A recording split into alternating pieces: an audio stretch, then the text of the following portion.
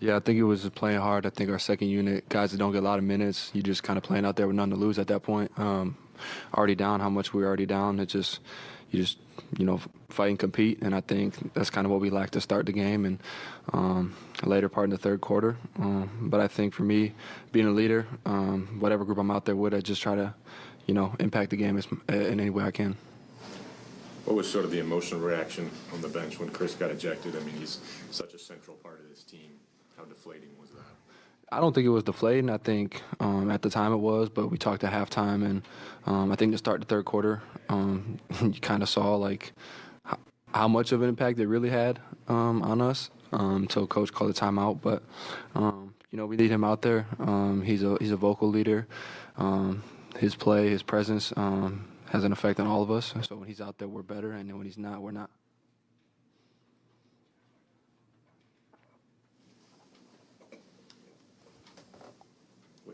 What's sort of the post-game mood in them? You guys obviously snapped your losing streak Monday night, played much better Monday night, and had spurts tonight.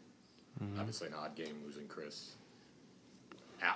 Afterward, what's sort of the mood or reflection on them? I mean, we have a bunch of guys that care about winning, and I think we lost, 7 out of 8 now. It definitely stings. Everybody can feel it, but I don't think there's any disconnect with any of us. I think, if anything, it's going to help us in the long run when it comes to playoff time. And, we need to get crucial wins. Obviously, not having CP or Dre out there and Gary. Defensively, just in that aspect, kind of hurts us. But obviously, it's deflating because you want to win so bad. But the spirits are high in the locker room. Everybody cares for one another. Everybody wants to see each other succeed. Where did you see the fouling kind of get out of hand, and what leads to just so much of that? Yeah, I think, like I said about, I think our group did a good job of, or I shouldn't say our group. I think when we made that run, we just didn't foul because we played hard and we were in the right spots. And I think a lot of our fouling comes from being out of place, and now we have to, last second reach or just being out of position. And that's kind of where it comes from.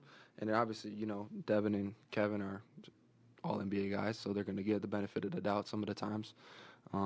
But I think a lot of the quarters, I think maybe 2 or 3 out of 4, we put them in a penalty earlier parts of the quarter, which kind of stung because then when other people come in, you got to play with that in the back of your mind, and then sometimes you're out of position.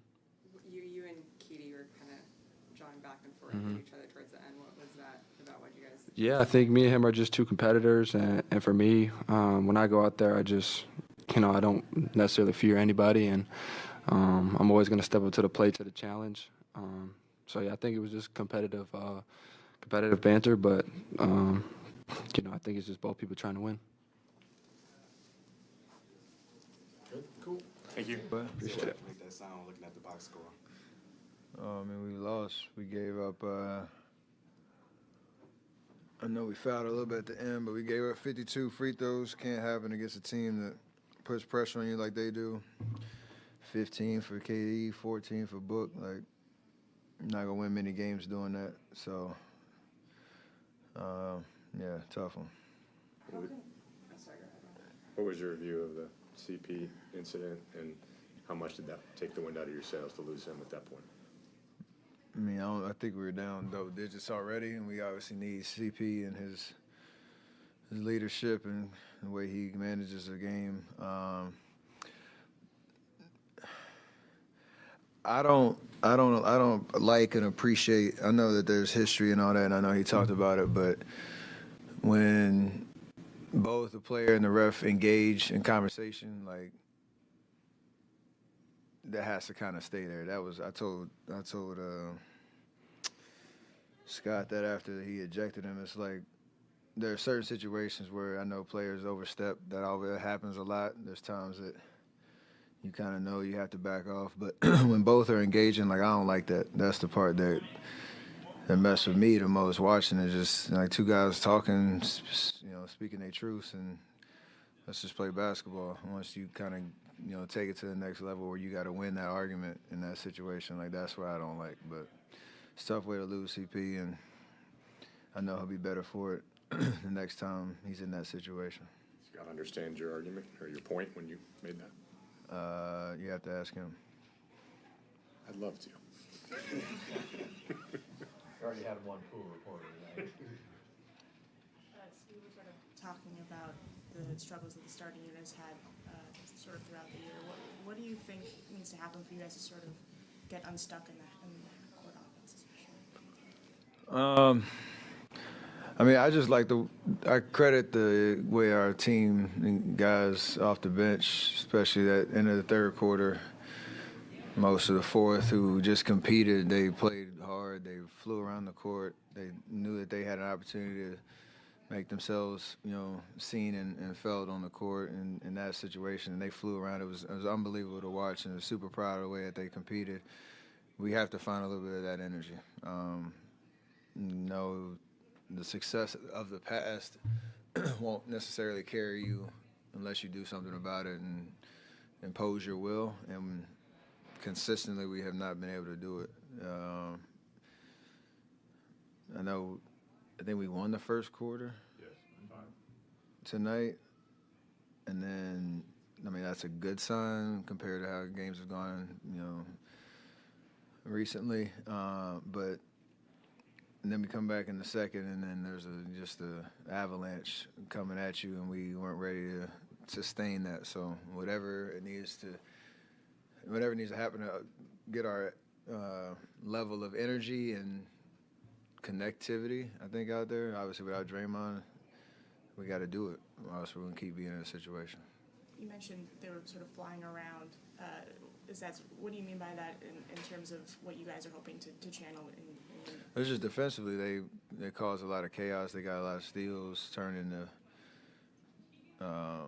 easy points for us in transition. I think we only had like 6 points off of turnovers until they got out there and they used their youthful energy to their advantage. And we have to.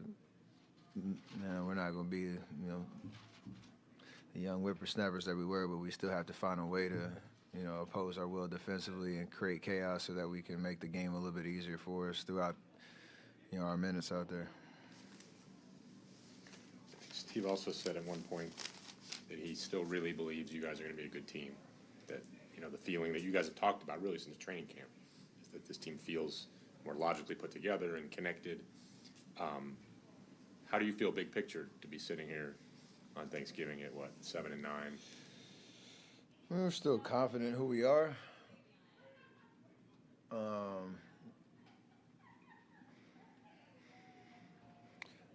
don't know. It's like that analogy in golf. You can't win the tournament on Thursday. I feel like we're still in Thursday. Like we're still trying to keep our round together.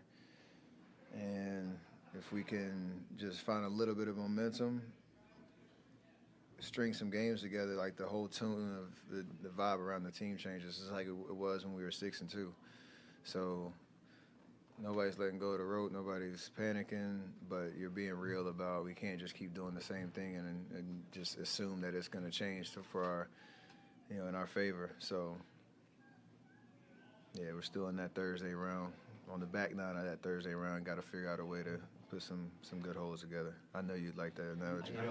You turn the conversation to golf more than I do. Specifically answering questions for the writers based on the sports they cover. That's pretty good. And your birdies and bogeys, please? And anything about cooking that we could tie into? Really good cook. I don't know where this came from. Is that it? Good. Cool. Thanks, everybody.